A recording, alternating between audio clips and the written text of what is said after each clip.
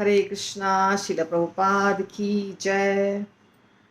तो आज के श्लोक का जो उच्चारण हम करने वाले हैं वो है ईशोपनिषद ग्रंथ से और मंत्र नंबर 3, अर्थात पहला जो श्लोक होता है उसको कहते हैं आवाहन, जो हो चुका है, और उसके बाद 1 2 3 मंत्र नंबर 3 आवाहन मंत्र के गिनती में नहीं है।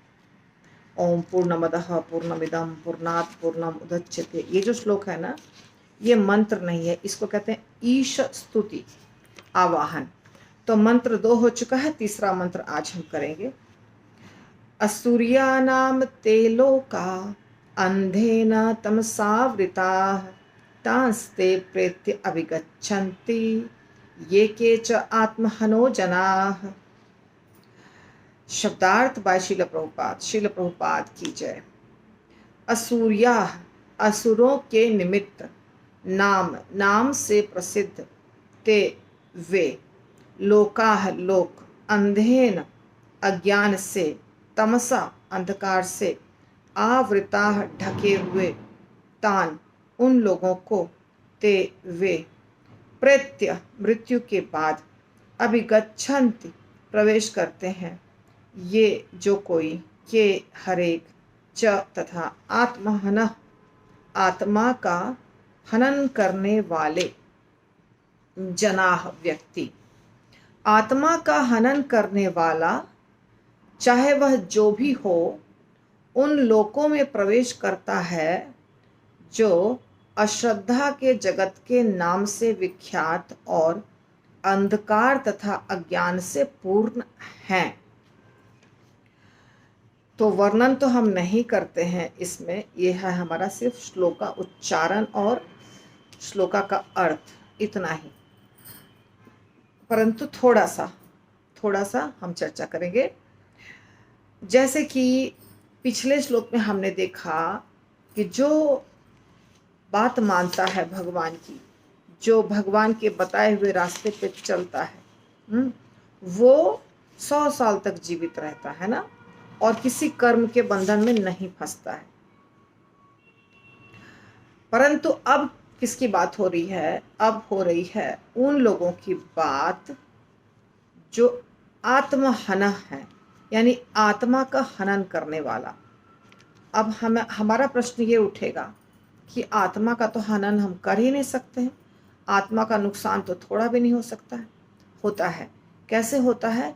यहाँ आत्मा का हनन करने वाला कहने का मतलब है कि हमारे आत्मा के उन्नति के लिए, यानी अभी आत्मा तो शरीर के साथ है, तो आत्मा को जो एंजॉय करना चाहिए था वो नहीं हम कर पा रहे हैं, क्योंकि बद्ध है, शरीर हमारा बद्ध है। तो आत्मा सच्चिदानंद होने के बावजूद भी ऐसे ही पड़ा हुआ है, कुछ एक्टिविटीज में भाग नहीं ले पा रहा है आत्मा, क्योंकि ढका हुआ है इस बद्ध शरीर से। अब हमारा कर्तव्य है कि आत्मा को फुल जितना एंजॉयमेंट होता है वो दें, भगवान से जोड़ करके आत्मा खुश रहे और भक्ति में लगा रहे। ये कार्य जो नहीं करता है उसको कहते हैं आत्महनः, अर्थात आत्मा का हनन करने वाला, अर्थात आत्मा के कल्याण के लिए कुछ नहीं कर रहा है वो।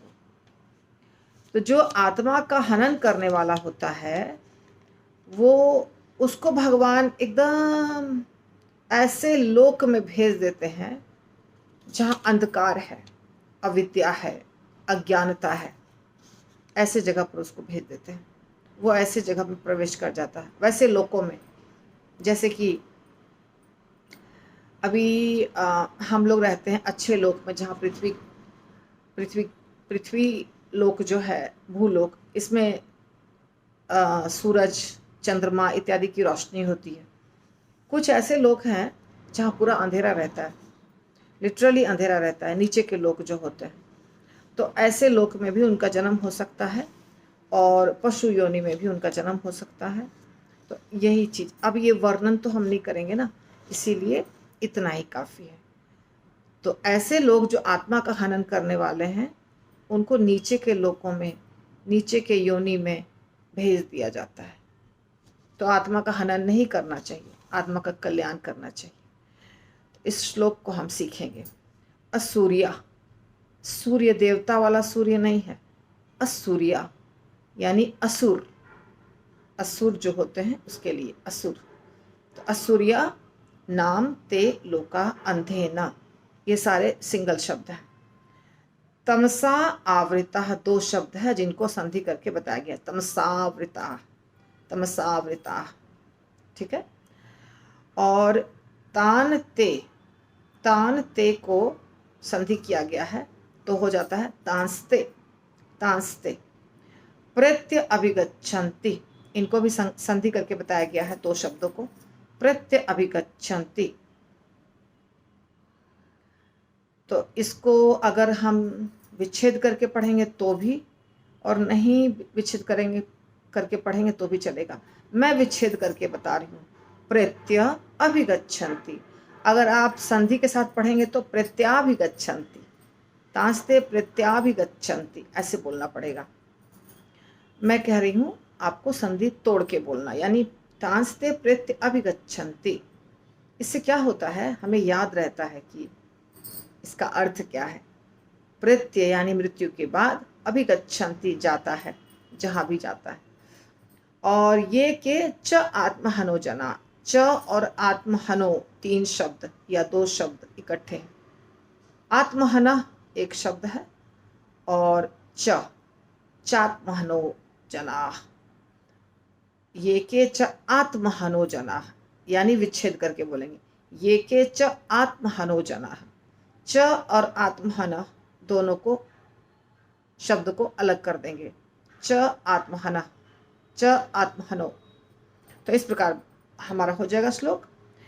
रुकना कहाँ है, लोका के बाद, पहले लाइन में लोका के बाद रुकना है, दूसरे लाइन में अभिगच्छन्ति के बाद रुकना है।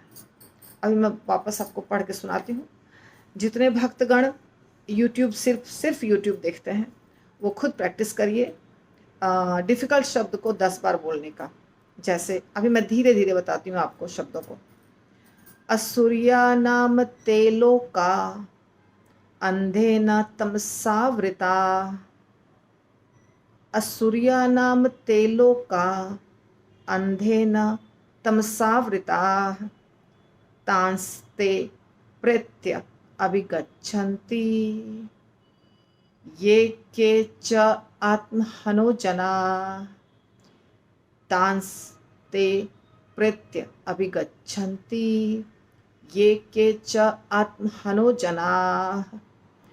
तो इसमें जो थोड़ा मुश्किल है, जैसे तमसावृता, तमसावृता, तमसावृता, ऐसे प्रैक्टिस करना होगा। अभिगच्छन्ति, अभिगच्छन्ति, फिर आ जाएगा बोलने। असूर्या नाम ते लोका अंधेन तमसावृता, तांस्ते प्रेत्य अभिगच्छन्ति, ये के च आत्महनो जना। हरे कृष्ण।